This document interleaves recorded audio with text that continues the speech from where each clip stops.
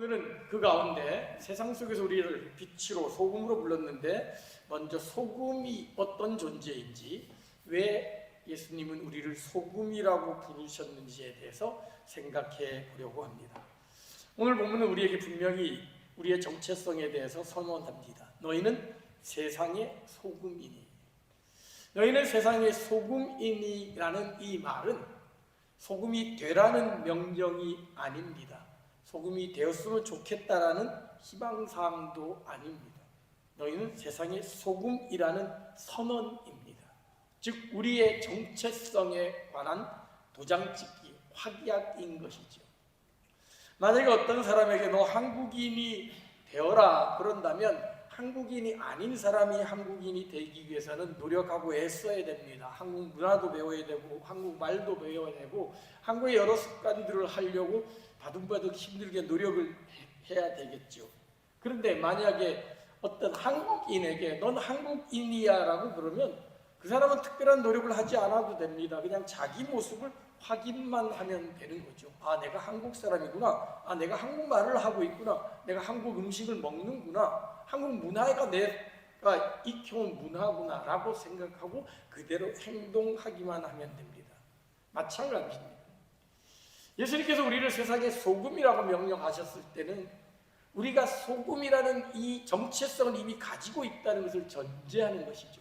소금이 되기 위해서 노력할 것도 애써야 될 것도 없습니다. 이미 하나님은 우리를 소금으로 만들어 주신 것이죠. 그런데 왜 하필이면 소금일까요? 소금은 장식품이나 사치품이 아니지요. 유명한 명품 가방이라든지 보석이라면 가지고 다닐만 하지요. 자랑할 만하지요. 뭔가 가지고 있으면 소위 말해 뽀다구가 나잖아요. 뭔가 참 으쓱한 것처럼 보이고 그래도 내가 이게 구찌고 이게 루이비통이고 그래도 이게 뭐 몇백만 원짜리야 라는 그런 자부심이 있습니다. 그런데 소금을 가지고서 내 소금이 이만큼 가지고 있어. 내가 소금이 이렇게 5마리나 가지고 있고 소금이 우리 집에도 있고 가게에 있고 교회도 있고 이렇게 자랑하는 사람은 없을 겁니다. 이 말은 우리 그리스도인들이 세상에서 그렇게 자랑할 만한 존재가 아니라는 것을 보여줍니다.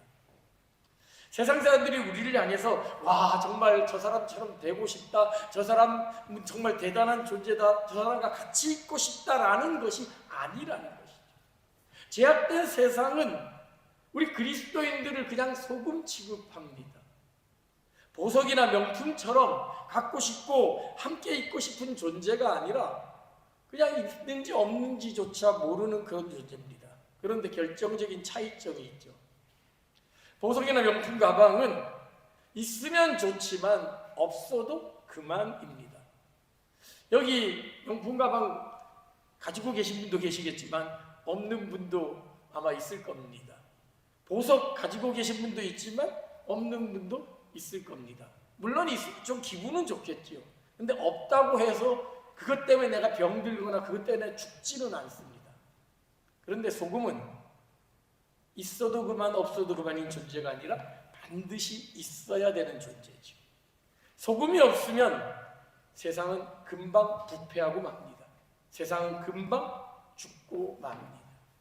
소금을 통하여 세상은 유지가 되어지고 있고 소금을 통하여 세상은 살맛나는 세상이 된 것이죠. 소금은 여러 가지 역할을 합니다. 가장 대표적인 것이 부패로부터 방지하는 방부제 역할을 하는 거죠. 썩지 않게 만듭니다. 소금이 있음으로 말미암아 세상이 썩지 않는다는 것이죠. 또 소금으로 말미암아 음식의 맛을 냅니다. 조미료의 역할을 하죠. 또 소금을 통하여 병을 치료하는 치료제 역할을 하기도 합니다. 어떤 연구에 따르면 소금이 하는 역할을 조사해 봤더니 무려 14,000가지나 된다고 합니다. 14,000가지 역할을 통하여 이 세상을 유지하고 있다는 것이지요. 그 중에서 가장 대표적인 역할 몇 가지를 이 시간에 한번 살펴보려고 합니다. 첫 번째는 음식의 부패를 방지하는 역할, 보존하는 역할을 합니다. 옛날에 고기를 장기간 보존하기 위해서는 고기가 썩는 것을 방지하기 위해서 소금을 사용했죠. 지금에도 음식을 방지하기 위해서 소금을 적절하게 뿌려 놓습니다. 스웨덴의 음식들은 대부분 짭니다. 처음 스웨덴을 방문한 사람들 못 모르고 음식점에 갔다가 음식을 먹으면 짜서 먹지도 못하는 경우들이 있습니다. 지금은 그래도 많이 국제화되어졌는데 제가 20년 전에만 왔을 때만 해도 음식이 너무 짜서 모처럼 마음 먹고 이태리 파스타점에 들어가가지고 음식을 먹었는데, 파스타를 시켰는데 한 입을 먹고는 그냥 내뱉었습니다. 너무 짜가지고 도저히 먹을 수 없는. 왜 스웨덴 음식이 이렇게 짜냐라고 물어봤더니 그때 교민들이 하는 이야기가, 스웨덴이 원래 바이킹 민족이다 보니까 오랫동안 배를 타고 다닌다는 거죠. 그래서 음식을 가지고 가고 또 바다에서 생선을 잡아서 보관을 하려면 소금을 잔뜩 뿌려 놓을 수밖에 없었다는 것이죠. 소금에 한풀 절인 그 음식을 먹는 것이 습관이 되다 보니까 음식 전체가 짠 음식이 되었다, 그게 습관이 되었다라고 그렇게 설명하는 것을 들었습니다. 그렇습니다. 소금은 이렇게 썩는 것을 방지합니다. 이 얘기는 우리 그리스도인이 이 땅을 살아가는 동안 이 세상에 썩어가는 것을 방지해야 된다는, 그 역할을 감당해야 된다는 의미입니다. 지난 시간에 살펴보았듯이 죄로 인한 이 세상은 썩어 문드러진 세상입니다. 이 세상은 부패할 수밖에 없고 이 세상은 가만히 있으면 죽음으로 향해 가는 세상입니다. 발전을 향해 나아가고 더 좋은 행복을 꿈꾸지만 사실 그것은 자국의 이익, 자신의 이익만을 위한, 자신의 행복만을 찾아가는 하나의 수단에 불과한 것이죠. 그런 세상 속에서 다른 사람을 위해 희생하고 공동체를 위해서 헌신하고 나의 유익보다는, 나의 만족보다는 다른 사람의 만족을 위해서, 유익을 위해서 기꺼이 내 자신을 희생하는 삶을 통하여 이 세상이 썩어가는 것을 방지해야 될 책임이 우리에게 있다는 것이죠. 하나님이 창조하신 도시기에 심히 좋았다라는 그 아름다운 모습으로 회복시켜야 될 책임이 우리에게 있다는 것이죠. 그러기 위해서 우리는 좀 더 적극적으로 소금의 역할을 감당해야 합니다. 그것은 바로 음식의 맛을 내는 조미료의 역할입니다. 소금이 들어가지 않은 음식 생각만 해도 끔찍합니다. 소금은 모든 곳에 필요합니다. 모든 음식에 필요합니다. 적절량을 들어감으로 말미암아 그 음식의 맛을 북돋우는 조미료의 역할을 하는 것이지요. 일본의 한 음식학자, 정강 저널리스트 이마구치 고이치라는 사람이 이런 이야기를 한 적이 있습니다. 20세기 최고의 식품업계의 발명품은 라면이다. 일본에서 라면을 발명하면서 이 라면이 엄청나게 유행하게 되었죠. 세계에서 가장 라면 또 많이 먹는 민족이 우리 대한민국이라 그러고, 이제 그 라면은 우리나라로 건너와서 오히려 종주국보다 훨씬 더 맛있게 만드는 라면이 되었죠. 근데 이분이 이렇게 또 덧붙였습니다. 그런데 라면은 21세기에 가장 먼저 없어져야 될 음식이다, 이렇게 얘기했습니다. 그 얘기는 뭐냐면 라면은 너무 지나치게 많은 방부제와 지나치게 많은 소금을 집어넣기 때문에 값싸고 오래가는 음식을 만들다 보니까 지금은 뭐 고급 라면 나오고 지금도 라면 프리미엄 이런 게 나오더라고요. 근데 뭐 그 당시만 하더라도 라면 그러면 대중적인 음식으로, 그래서 100원에 먹을 수 있는 아주 싼 음식, 그리고 6개월 먹을 1년 보관할 수 있는 음식, 그랬기 때문에 방부제를 잔뜩 넣어놓고 소금을 잔뜩 넣어놨기 때문에 사람의 건강을 해치기 때문에 21세기는 바로 가장 먼저 없어져야 될 식품이 라면이다, 이렇게 지적을 했던 적이 있습니다. 어쨌든 이 라면을 비롯한 수많은 음식에는 소금이 들어가죠. 너무 지나치게 들어가면 짜기도 하지만 적절량을 들어감으로 말미암아서 그 음식의 맛을 최대한으로 돋구게 만드는 게 소금의 역할입니다. 우리 그리스도인이 바로 아무 맛도 없는 이 세상, 살맛 나지 않는 이 세상에 들어가서 녹아지고 희생함으로 말미암아서 이 세상을 살맛 나는 세상, 맛깔나는 음식과 같은 그런 세상으로 만들어야 될 책임이 우리에게 있다는 것이죠. 소망도 없고 재미도 없고 그냥 아무 의미 없이 다니는 학교, 내가 들어감으로 말미암아 공부할 맛이 나는 학교를 만들어야 됩니다. 그저 돈 때문에 어쩔 수 없이 그냥 다니는, 마지못해 다니는 직장에 내가 들어감으로 말미암아 일할 맛이 나는 세상을 만들어야 된다는 것이죠. 그냥 아무런 의미 없이 목적 없이 살아가는 인생들에게 내가 다가감으로 말미암아서 살맛 나는 세상으로 바꿔야 될 책임이 우리에게 있다는 것이죠. 내가 속한 공동체로 들어감으로 말미암아 공부할 맛이 나고 일할 맛이 나고 살 맛이 나고 재미난 세상 만드는 것, 즐겁고 행복한 세상 만들 책임이 우리 그리스도인에게 있다는 것이죠. 그렇게 예수님은 우리를 소금으로 부르신 것입니다. 소금의 또 다른 역할은 치료제의 역할을 하죠. 체액의 균형이나 신진대사, 소화 및 면역 기능에 필수적인 역할을 합니다. 민간요법으로는 가려움증을 완화하는 거라든지 피부염에 소금물 목욕을 이용하기도 합니다. 치통을 다스리는 데 쓰기도 하고 식염수는 의약품으로 사용되어지기도 하죠. 그래서 체내 노폐물을 제거하는 역할을 하기도 합니다. 소금을 통하여 수많은 질병들을 치료하고 예방할 수 있다는 것이죠. 그런데 성경을 보게 되면 성경에도 소금을 통하여서 치료했던 기록들이 종종 나옵니다. 가장 대표적인 예가 열왕기 2장을 보게 되면 엘리사가 여리고성에 갔을 때 여리고 주민들이 엘리사 선지자에게 하소연을 합니다. 여기는 물이 너무 나빠가지고 농작물이 자라지 않습니다. 나무에 열매가 맺히지 않습니다. 우리가 먹고 살 수가 없습니다. 라고 그렇게 하소연하자 엘리사가 소금을 뿌려서 그 수질을 개선하는 장면이 나옵니다. 열왕기 2장 21절입니다. 엘리사가 물 근원으로 나아가서 소금을 그 가운데에 던지며 이르되 여호와의 말씀이 내가 이 물을 고쳤으니 이로부터 다시는 죽음이나 열매 맺지 못함이 없을지니라 하셨느니라. 소금을 물 근원에 던짐으로 말미암아 그 물 근원을 깨끗하게 했고 그래서 그 물이 깨끗한 물이 되어져서 수질과 토양이 변화되어졌고 결국 수많은 곡식과 열매를 맺는 땅으로 바뀌게 됐다는 것이죠. 하나님 우리를 소금이라고 말씀하신 이유는 바로 우리가 그러한 역할을 감당해야 된다는 것이죠. 병든 세상에 가서 그 세상을 치유해야 된다는 것이죠. 상처나고 부패한 세상을 새롭고 깨끗하고 아름다운 세상으로 변화시킬 책임이 우리에게 있다는 것이죠. 내가 들어감으로 말미암아 우리의 가정이 기쁨과 행복이 넘치는 가정이 되어지고 내가 들어감으로 말미암아 우리의 학교와 직장이 서로 사랑하고 위하고 서로를 행복하게 만드는 그 세상으로 만들어야 되고 나와 만나는 이웃이 나를 통해 아프고 해결할 수 없던 원한과 답답함에 젖혀있던 사람들이 기쁨으로 행복으로 변화되는 치유되는 회복되는 역사를 만들어가는 그 일들을 감당해야 한다는 것이죠. 그런 사명을 그런 모습을 우리에게 역할을 우리에게 주신 것이라는 거죠. 그런데 소금은 아까 서론에도 말씀드렸던 것처럼 환영받는 존재는 아닙니다. 자랑으로 내세울 만한 존재는 아닙니다. 오히려 사람들은 껄끄러워하기도 합니다. 그래서 종교개혁자 루터가 이런 이야기를 합니다. 소금에 절이면 쓰라리다.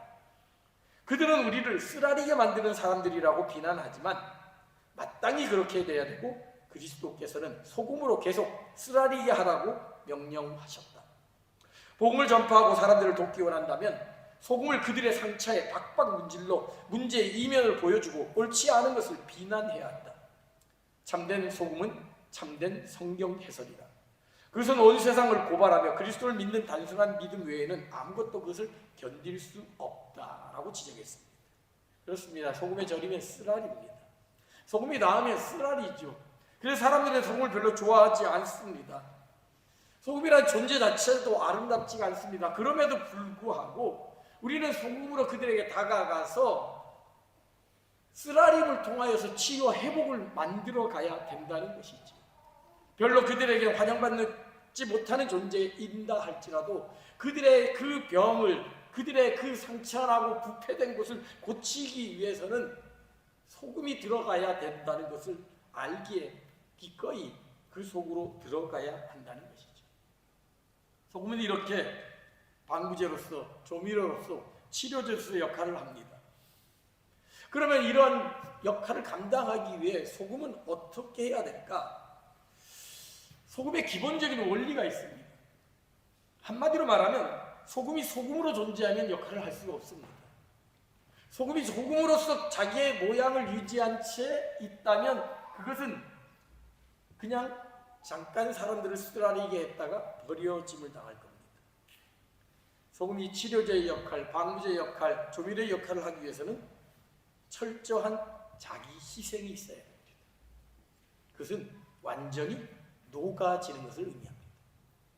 소금은 자신을 드러내지 않습니다. 소금은 자기 자랑을 하지 않습니다. 소금은 나 여기 있다라고 그렇게 외치지 않습니다. 그냥 묵묵하게 녹아지는 겁니다. 없어지고 스며들 때, 사라질 때 비로소 그 역할이 시작이 되는 것입니다.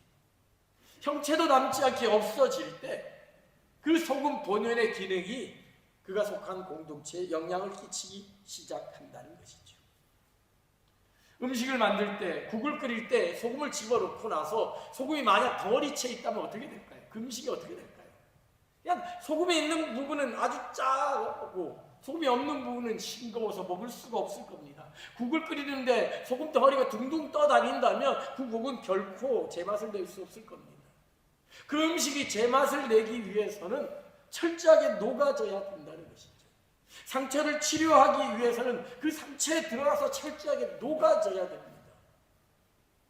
세상을 밝고 아름답게 만들기 위해서는 내가 여기 있다, 세상 사람들처럼 나는 왕이다, 나는 장군이다 라고 자기 자신을 내세우는 게 아니라 그 속에서 철저하게 죽어지는 겁니다. 내 생각, 내 고집, 내 주장, 내 방법을 철저하게 내려놓고 사라져버리는 겁니다. 세상의 눈에는 사라진 것처럼 보이지만, 사람의 눈에는 보이지 않지만 그것이 녹아지고 없어졌을 때 그 소금은 비로소 그 맛을 그 음식에, 그 사람에게, 그 공동체에게 그 영향력을 끼치는 것처럼 우리가 녹아지고 희생하고 헌신할 때 비로소 그 영향이 주변으로 흘러간다는 것이죠. 이것은 마치 예수님이 우리에게 말씀하신 죽을 때 살아난다라는 미랄의 원리와도 같다라고 할 수 있습니다. 요한복음 12장에서 예수님이 이렇게 말씀하시죠.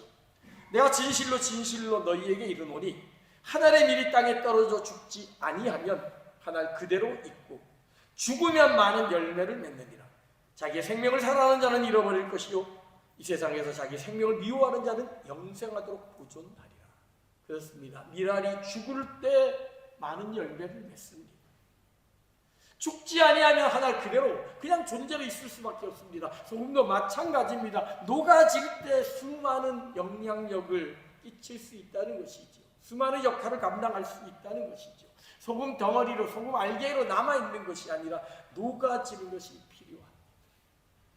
내가 속한 가정에서, 내가 속한 교회에서, 내가 속한 직장에서 철저하게 나는 죽고 그리스도의 뜻이 나타나기를 바라는 마음으로 자기 자신을 희생하고 헌신할 때 그 사회는 살맛 나는 세상, 맛깔나는 세상으로 바뀌게 될 것입니다. 왜 싸움이 일어나고 왜 다툼이 일어나고 왜 불평불만이 일어나는 것일까요? 내 생각, 내 방법, 내 가치관, 내 주장을 포기하지 않기 때문이죠. 인간적으로 생각해보면 내가 저 사람보다는 더 많이 배웠고 저 사람보다는 더 경험이 많고 저 사람보다는 더 뭐한데 왜 내가 내 주장을, 내 방법을 내려놔야 되냐, 넌 틀렸고 난 옳다라는 주장이 끊임없이 싸움과 분열을 일으키는 거지. 나는 죽고 상대방을 살릴 때 거기서 그리스도의 뜻이 나타나는 것이고, 내가 죽을 때 난 죽으면 나만 손해보는 것 같고 이게 틀린 것 같고 이게 잘못된 것 같다라고 되는 순간 하나님이 역사하셔서 하나님의 방법으로 만들어 가신다는 것을 성경은 여러 곳에서 누누이 증거하고 있습니다. 다윗이 사울에게 쫓겨날 때 그는 자신의 방법대로 사울을 죽일 수 있는 기회가 여러 번 있었습니다. 그럼에도 불구하고 그는 자신의 방법을 내려놓습니다. 하나님의 방법을 생각합니다. 논리적으로 따지고 이성적으로 따져도 사울은 틀렸고 다윗이 옳은 게 분명함에도 불구하고 그는 자신의 방법을 내려놓습니다. 결국 하나님이 하나님의 방법대로 이루어 주신 것을 우리는 성경을 통해 확인하게 됩니다. 신구약 성경 여러 곳에 하나님께 쓰임받던 수많은 사람들의 특징이 무엇이냐? 소금처럼 녹아진 것이었죠. 희생한 것이었죠. 없어진 것이었죠. 예수님의 십자가 사건이 가장 대표적인 사건이지요. 인간적인 방법으로 논리적으로 생각한다면 예수님은 얼마든지 이 세상을 새롭게 만들 수 있었습니다. 천지를 만드신 분이 세상을 뒤엎고 새롭게 만들 수 있었죠. 구약의 하나님처럼 노아의 홍수를 불러가지고 새로운 인류를 만들 수도 있었습니다. 그런데 예수님은 철저하게 녹아지셨습니다.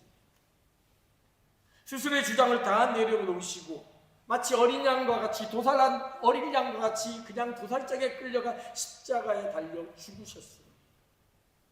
당신의 방법과 당신의 주장을 모두 내놓고 당신의 힘과 권능을 다 내려놓고 처절하게 십자가에서 어린 양처럼 힘없이 돌아가셨습니다.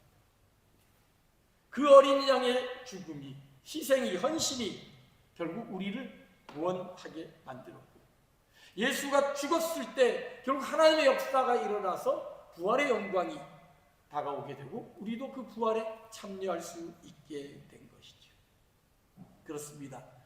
나는 죽을 때 하나님의 역사가 일어나고 내가 죽을 때 하나님의 방법이 시작이 되어집니다. 소금으로 나 자신이 여기 있다라고 주장하는 것이 아니라 철저히 녹아지고 없어져서 사라져버리는 그 순간 하나님의 역사가 시작된다는 사실을 기억하고 내가 죽고 희생함으로 말미암아 세상이 살아나고 하나님의 역사가 만들어지는 그런 소금과 같은 삶을 통하여 세상을 좀 더 아름답고 밝은 세상으로 만들어가는 저와 여러분 우리 모두가 되기를 주님의 이름으로 축원합니다. 여기서 생각할 수 있는 또 한 가지 중요한 원리가 있습니다. 이렇게 소금이 자기의 역할을 감당하기 위해서는 희생하고 헌신해야 되는데, 그런데 이 소금이 또한 있어야 될 위치는 어느 한 곳에 고정된 곳이 아니라 고루고루 퍼져 있어야 한다는 것입니다. 세상 속에서 철저히 자신을 희생시키는 것은 물론이거니와 어느 한 곳에 몰려서 녹아지는 것이 아니라 고루고루 흩어져 있어야 된다는 것이죠. 만약에 소금이 고루고루 퍼져 있지 않다면 어떻게 될까요? 한쪽은 원형 그대로 부패하지 않고 잘 유지가 될 겁니다. 그러나 너무 짜서 먹을 수도 없는 그런 게 되겠죠. 다른 한쪽은 썩어 부패되고 팔이 날리게 될 것입니다. 음식으로 비유한다면 한쪽은 싱겁고 한쪽은 짜고 해서 먹지도 못하는 음식이 되고 말겠지. 소금은 흩어져야 됩니다. 뿌려져야 됩니다. 그리스도인은 뿌려져야 됩니다. 눈이 강조했지만 예수님께서 말씀하신 중요한 세 가지 원리, 사람을 살리고 사람을 가르치고 사람을 보내는 것. 사람을 살리고 사람을 키웠으면 그 다음에는 보내야 되는 것이죠.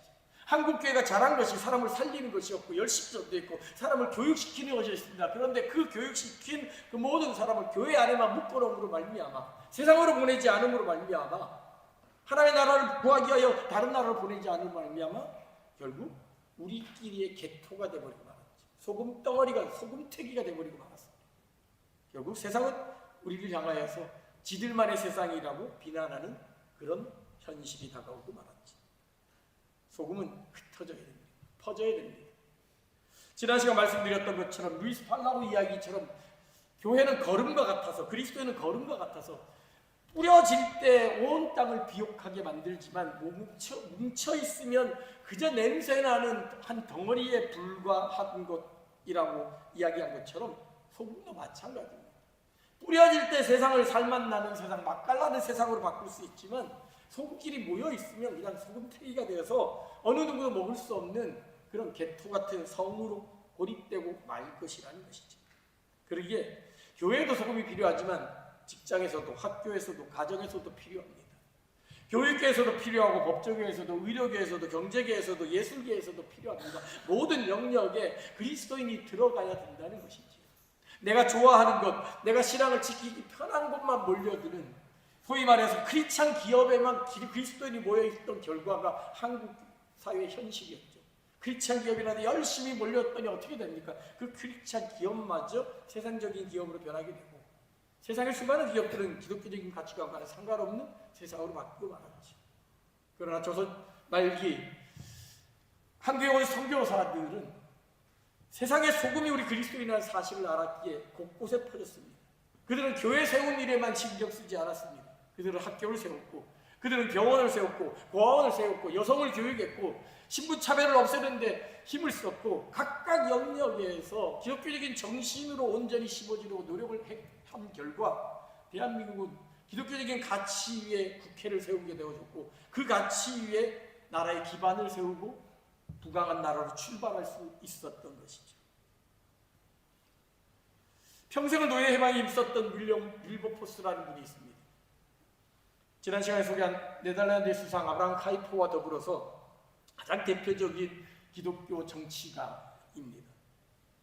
근데 그가 젊은 날부터 하원의원에 당선돼서 의정활동 하던 중에 잘 알다시피 너무도 부패하고 더러운 이 정치계에서 환멸을 느끼고 어느 날 그가 영적인 멘토로 삼고 있는 존 뉴턴 목사님을 찾아갑니다.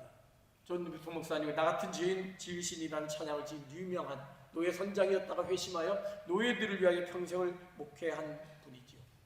이분을 찾아가서 나도 당신처럼 노예를 위해서 헌신하고 봉사하고 싶다. 나도 목회자가 돼서 당신의 길을 따르겠다라고 이야기를 하자 이 존 뉴턴 목사님이 아주 단호하게 얘기했다는 것입니다. 하나님이 당신에게 보낸 일터는 영국 하원입니다. 당신이 가진 힘으로 불의와 싸워서 그곳을 하나님의 나라로 만들라.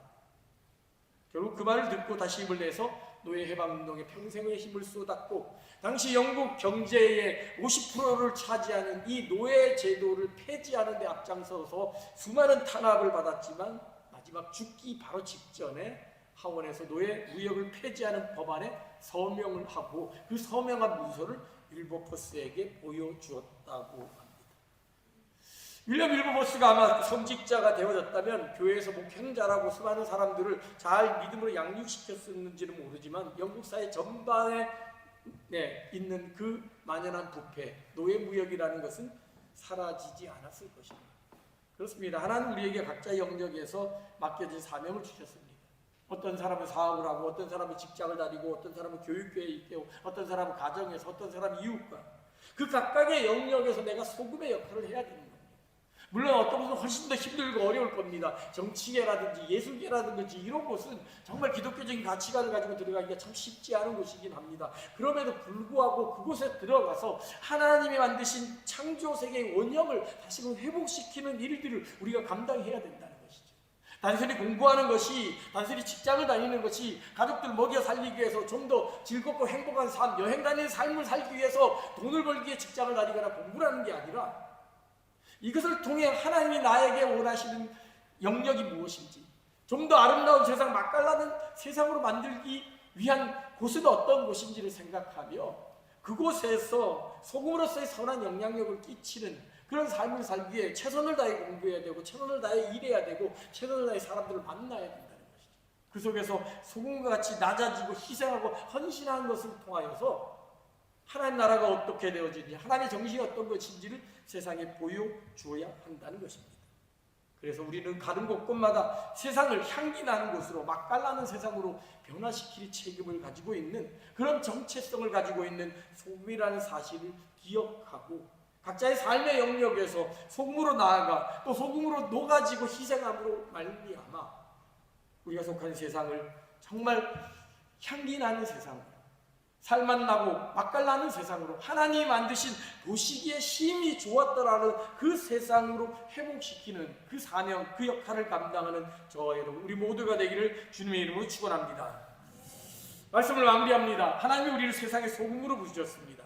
그 세상으로 소금으로 부르셨던 사람들이 자신의 역할을 감당할 때 어떤 일이 벌어지는지 우리는 세계 역사를 통해서 잘 알 수 있습니다. 한국의 역사 가운데도, 초대교회 역사 가운데도 수많은 그런 기록들이 있는데 오늘 이 시간에 특별히 2세기 말에 초대교회에서 일어났던 일을 잠깐 소개하려고 합니다. AD 2세기 말에 기록된 것으로 추정되어진 초대교회에 보내는 편지, 디오그네투스에게 보내는 편지라는 글이 사본으로 남아 있습니다. 그 디오그네투스에게 보내는 편지의 내용 중 일부를 제가 읽어드립니다.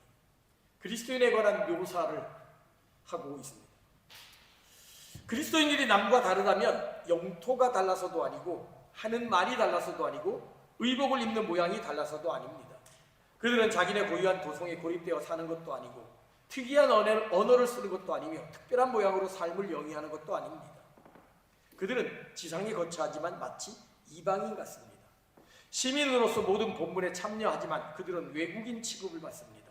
어느 외국 땅이나 그들에게는 조국이요, 어느 조국도 그들에게는 외국 땅입니다. 누구나 하듯이 그들은 혼인을 하고 자녀를 낳지만 갓난아기를 내어다 버리지는 않습니다. 누구와도 밥상을 함께 나누지만 잠자리를 함께 하지는 않습니다. 그들은 육신을 입고 살지만 육신을 따라 살지는 않습니다. 그들은 지상에서 살고 있지만 천국의 시민들입니다. 그리고 이런 글도 있습니다. 그들은 정해진 법률에 복종하지만 그들의 생활 모습은 법을 초월합니다.